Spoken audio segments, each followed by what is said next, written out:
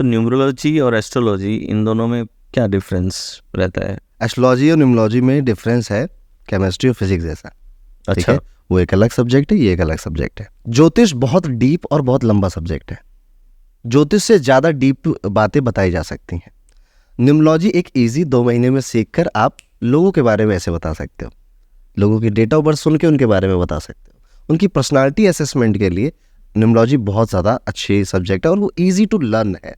मतलब न्यूमरोलॉजी एक ऐसा सब्जेक्ट है, आप 4 वीडियोस देख के आराम से अच्छे से सीख सकते हैं। 2 महीने एक डेडिकेटेड कोर्स करके आराम से सीख सकते हैं और उसे एज अ प्रोफेशन भी बना सकते हैं। न्यूमरोलॉजी से प्रेडिक्शन नंबर्स के थ्रू होती है, क्योंकि नंबर्स हमें हमेशा चेस करते हैं।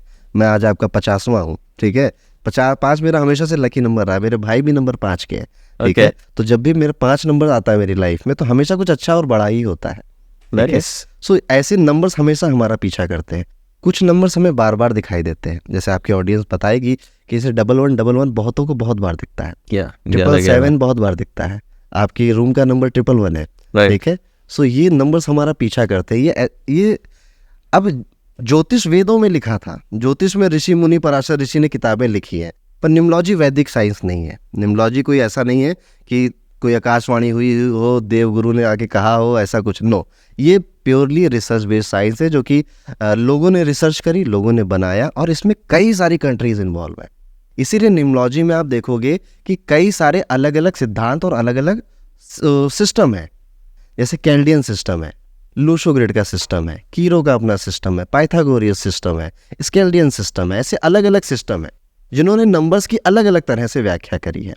कभी भी इन सिस्टमों में ऐसा नहीं हुआ था कि नंबर 1 मतलब सूर्य होगा, नंबर 2 मतलब चंद्रमा होगा, नंबर 3 मतलब जुपिटर होगा। ऐसा नहीं होता था। उनका मतलब था, जब ये इंग्लैंड में था, यूरोप में था ये साइंस, या चाइना में था, नंबर 1 मतलब नंबर 1 वाले ऐसे होते हैं। जब ये इंडिया आया तो इंडिया के पास एस्ट्रोलॉजी थी, ज्योतिष था, तो उन्होंने कहा 9 ग्रह 9 नंबर। तो एक अच्छी बड़ी स्टोरी है, उससे उन्होंने एक एक नंबरों को अटैच किया एक एक प्लेनेट के साथ। तो नंबर 1 सूर्य को चला गया, नंबर 2 चंद्रमा को चला गया, number 3 Jupiter, Rahu, Mercury, Venus, ऐसे करके 9 ग्रहों की कल्पना 9 नंबरों में रखी गई। उसके बाद इसमें फिर जब ज्योतिष का इसको सहारा मिला, अभी तक ये सब्जेक्ट अलग अलग थे, फिर इसको ज्योतिष का जब सहारा मिला, तब यहाँ पर चीज़ें और ज़्यादा डीप हो गई। लेकिन अगर आप प्योरली न्यूमरोलॉजी कर रहे हैं, प्योरली न्यूमरोलॉजी है रहे, तो भी आप बहुत अच्छा कर सकते हैं। लोगों के बारे में, उनकी ऐसी चुटकियों में उनके बारे में बता सकते हैं।